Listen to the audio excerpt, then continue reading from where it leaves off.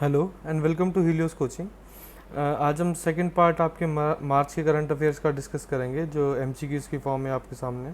हमने first 18 questions पहले video में किए थे, अब 18 से नेक्स्ट क्वेश्चंस जो है उनको हम डिस्कस करेंगे। सबसे पहले question number 19, who has been appointed nominated as the director of RBI central board by the central government. तो इसका आपका आंसर देबशीष पांडा रहेगा। अब इनको 1 ईयर के बेसिस के ऊपर अभी तक नॉमिनेट किया गया है।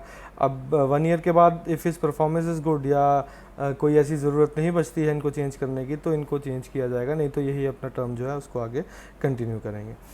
Next question, who has one the all England badminton championship in the mains event. इसका आपका आंसर ए है, विक्टर एक्सेल्सन के नाम से है। तो जो ऑल इंग्लैंड बैडमिंटन चैम्पियनशिप है इसको इंडिया की तरफ से पुलिला गोपीचंद ने जीता था और आपके पास प्रकाश पादुकोण ने उससे पहले जीता था। तो it is a very important event आपका, अगर हम बैडमिंटन की बात करें ऑल वर्ल्ड लेवल के ऊपर, तो इस साल का जो ये इवेंट है ये विक्टर एक्सेल्सन ने जीता है। Next question, who authored the book titled an extraordinary life a biography of Manohar Parrikar. Manohar Parrikar ex CM of Goa, late Manohar Parrikar, जो आपके पहले गोवा के सीएम रहे थे। He was a very important person in the Indian political history. आपके इंडियन पॉलिटिकल सेटअप में बहुत important person थे। मनोहर पारिकर थे इनकी कैंसर से डेथ हो गई थी, but before his death he did very great works to improve the condition of the country, और आपकी उसके लिए इन्होंने गोवा का सीएम शिप जो थी उसको ज्वाइन किया था। तो इसका आंसर आपके पास डी है। सदगुरु पाटिल और मायाभूषण नागवेनकर दोनों ने इस बुक को लिखा है।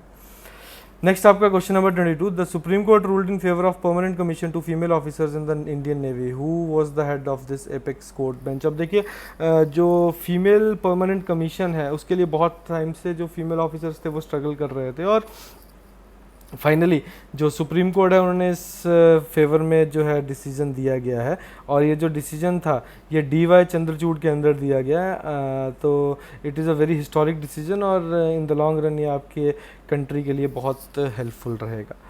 Next question, every year dash is observed around the world as the global recycling day. Straight forward question, 18 March. अब देखिए, रिसाइकलिंग डे की अगर मैं बात करूँ तो जो भी आपके प्लास्टिक के प्रोडक्ट्स हैं या जो भी डे टू डे एक्टिविटीज़ में हम ऐसे प्रोडक्ट्स को यूज़ करते हैं जिनका हम थोड़े दिन के बाद जिनको हम फेंक देते हैं, जो बहुत टाइम तक आपके अर्थ के सरफेस के अंदर रहते हैं और पॉल्यूशन क्रिएट करते हैं, उनको हमें रिसाइकिल करना बहुत ज़रूरी है। तो उसकी अवेयरनेस क्रिएट करने के लिए ग्लोबल रिसाइकलिंग डे जो है थ्रू आउट द वर्ल्ड आपका 18 मार्च को जो है वो सेलिब्रेट किया जाता है।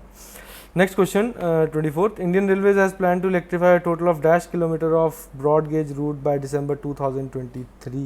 Now the answer is 28,810. ये बहुत ही इंपॉर्टेंट चीज़ है, क्योंकि जो इंडियन रेलवेज़ हैं वो धीरे धीरे अपने जो सारे इक्विपमेंट्स हैं उनको मॉडर्नाइज कर रहे हैं। जैसे अगर हम पहले बात करें तो they are going under RailTel के अंदर उन्होंने काम स्टार्ट किया, जिसमें कम्प्लीटली पेपरलेस वर्क जो है वो शुरू हो गया।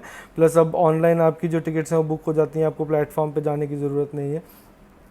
साथ के साथ अभी इलेक्ट्रिफिकेशन भी कंप्लीट कर रहे हैं, तो basically it is going in a good way, और प्लस प्राइवेटाइजेशन भी हो रही है। तो हम देख सकते हैं, हम फ्यूचर में एक्सपेक्ट कर सकते हैं कि थोड़े टाइम के बाद आपकी जो रेलवेज़ हैं वो कम्प्लीटली आपके अच्छे फॉर्म में इंडिया में जो हैं वो रन करेंगे, and it will be a very important mode of your transport. Next question, what was the rank of India in United Nations world happiness index. अब देखिए, जो वर्ल्ड हैप्पीनेस इंडेक्स है इंडिया में, इसका रैंक 144 है। अब देखिए, हैप्पीनेस इंडेक्स के लिए काफ़ी आपके जो फीचर्स है वो कंसिडर किए जाते हैं कि what is the productivity, what is the growth, what is the income of the people. ये सारी चीज़ों को कंसिडर करके एक रैंक बनाया जाता है। इंडिया का rank is not very good, it is 144, that is a very low rank, but it is expected कि over the period of time ये रैंक आपका जो है वो ऊपर की तरफ को मूव कर जाएगा। Next question, what is international day for the elimination of racial discrimination observed every year. अब देखिए, ये क्वेश्चन इंपॉर्टेंट बन गया है। 21 मार्च इज द आंसर। अभी ब्लैक लाइव्स मैटर करके आपका एक ट्विटर पे ट्रेंड हुआ था due to the death of a person in US, जो he was a black racial. तो रेशियल डिस्क्रिमिनेशन से रिलेटेड जो क्वेश्चन है वो पेपर में आने के चांसेस काफ़ी ज़्यादा है। तो इसका आंसर आपका 21 मार्च है, तो इसको आप ध्यान से देख सकते हैं, it will be a important question. Next, which states police became first in India to introduce taser guns. अब देखिए taser guns are the electric guns जो एक शॉक देती हैं, जिससे जो कोई भी आपके चोर हैं और जितने भी आपके जो इलीगल एक्टिविटीज़ करते हैं उनको आप एकदम जो है वो ख़त्म कर सकते हैं। तो Gujarat has become the first state to introduce it. तो स्ट्रेट फॉरवर्ड क्वेश्चन है, इसे आप डायरेक्टली याद कर सकते हैं, कुछ इसमें खास एक्सप्लेनेशन आएगी नहीं। Next question, the heritage foundation published its 26th annual edition of economic freedom index to 2020 to measure the level of economic freedom in 186 countries. What is the rank of India? The answer is 120. अब देखिए economic freedom index is basically how free you are with respect to the taxes and all the other economic burdens जो किसी भी country के, जैसे हम एक general example देखते हैं कि हम टैक्सेस किस हिसाब से पे कर रहे हैं, सरकार के पास कैसा किस हिसाब से, और वो ग्रोथ किस हिसाब से करवा रहा है। तो एक तरह से हम पैसे से फाइनेंशियल जो है हमारी फ्रीडम, उस फ्रीडम में इंडिया का जो रैंक है वो 120 आया है out of 186 countries. That is not a very good rank. It is expected that over the period of time it will improve. Next question, who among the following has won the Abel Prize Literates to 2020? The answer is your Gregory Margulis and Hillel फ्रस्टेनबर्ग। अब ये जो दोनों person है, अब जो able price है that is given for excellence in mathematics, तो ये दोनों पर्सन्स को जो एबल प्राइज़ है वो मिला है, तो ये दोनों ए और बी आपका आंसर रहेंगे। Next question, king Salman bin Abdul Aziz Al Saud chaired the virtual G20 leader summit. He is the prime minister of which country? The answer is Saudi Arabia. Straight forward question है, हमने G20 के बारे में पहले भी discuss किया था। It is the summit जिसमें वर्ल्ड की लीडिंग आपके जो लोग हैं वो पार्टिसिपेट करते हैं, और जो लीडिंग इकोनॉमीज़ हैं वो इसमें पार्टिसिपेट करती हैं। तो आंसर इसका सी है, that is your Saudi Arabia. Next question, the Sawai Mansingh government hospital tested a humanoid robot to deliver medicine and food to the COVID-19 patients admitted there. Where is this hospital situated? The answer is your Jaipur.